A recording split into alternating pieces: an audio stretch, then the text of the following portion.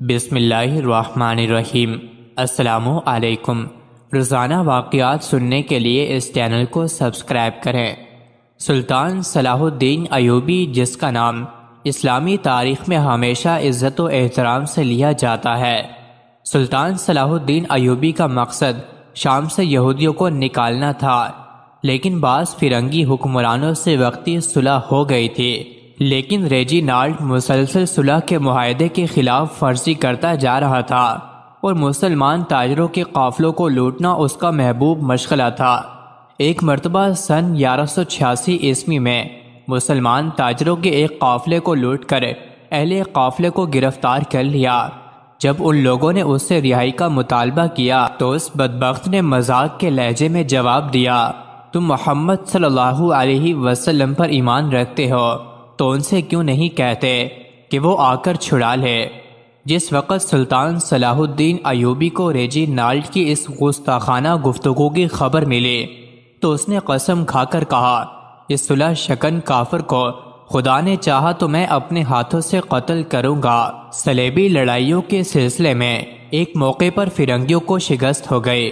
فرنگی شہنشاہ اور شہزادے قید ہو کر سلطان صلاح الدین ایوبی کے سامنے پیش کیے گئے، لیکن پول کے بیان کے مطابق اس جنگ میں گائی، پارٹلیون اور ریجینالڈ بھی گرفتار تھے۔ سلطان نے گائی کو تو اپنے پہلو میں جگہ دی اور باقی امراء کو حسب مراتب بٹھایا۔ سلطان کو دیکھ کر ریجینالڈ کو اپنی بدعمالیاں یاد آ گئیں اور ساتھ ہی ساتھ سلطان کی قسم بھی یاد آ گئی جس نے ریجینالڈ کا خون خشک کر دیا۔ گائن کی دلی تمنا تھی کہ سلطان ریجینالڈ کو معاف کر دے، لیکن سلطان نے گائی کو اس کی تمام بدعمالیاں گنائیں اور اس کے بعد اپنے ہاتھوں سے ریجینالڈ کا سر قلم کر دیا۔ گائی ریجینالڈ کا یہ انجام دیکھ کر بہت خوف زدہ ہوا، لیکن سلطان صلاح الدین ایوبی نے اس کو اطمینان دلایا کہ ہم مسلمانوں کا یہ دستور نہیں کہ لوگوں کو خواہ مخواہ قتل کرتے رہیں۔ ریجینالڈ کو تو صرف اس کی حد سے بڑھتی ہوئی بدعمالیوں کے نتیجے میں اور حضور صلی اللہ علیہ وسلم کے ساتھ گستاخی کی پاداش میں قتل کیا گیا ہے۔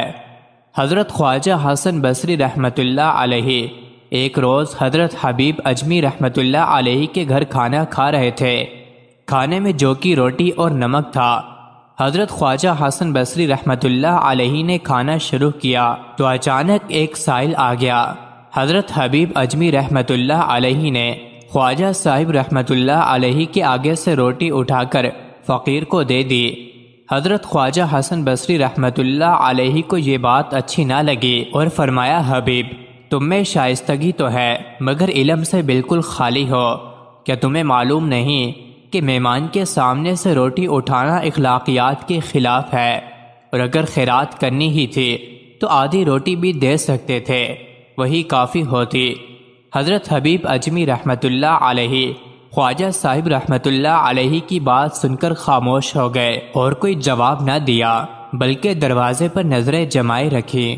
چند ہی لمحوں کے بعد ایک شخص خوان لے کر حاضر ہوا اور حضرت حبیب اجمی رحمۃ اللہ علیہ سے کہا، اس خوان میں مختلف انواع کے کھانے ہیں اور اس کے علاوہ یہ 500 درہم ہیں۔ کھانا آپ کے اور آپ کے مہمان کے واسطے ہے اور رقم صرف آپ کے اخراجات کے لیے ہے۔ حضرت حبیب اجمی رحمۃ اللہ علیہ نے دونوں چیزیں لے لیں اور حضرت خواجہ حسن بصری رحمۃ اللہ علیہ سے فرمایا کہ اب کھانا تناول فرمائیں۔ انہوں نے کہا کہ آپ بھی ساتھ شریک ہوں۔ چنانچہ حضرت حبیب اجمی رحمۃ اللہ علیہ بھی ان کے ساتھ کھانے میں شریک ہو گئے۔ دونوں نے شکم سیر ہو کر کھانا کھایا۔ کھانے کے بعد حضرت حبیب اجمی رحمۃ اللہ علیہ نے حضرت حسن بصری رحمۃ اللہ علیہ سے کہا، آپ میرے استاد اور پیر و مرشد ہیں، اس لیے آپ کے آگے بات کرنے کی مجال نہیں، مگر ایک بات ضرور عرض کرنا چاہتا ہوں۔ خواجہ صاحب نے فرمایا، ضرور تمہیں اجازت ہے۔ حضرت حبیب اجمی رحمۃ اللہ علیہ بولے، یا حضرت یہ سب کچھ اللہ تعالیٰ پر رزق کے سلسلے میں کامل یقین رکھنے کا نتیجہ ہے، اور یہ بات مجھے آپ کی صحبت سے ہی ملی ہے۔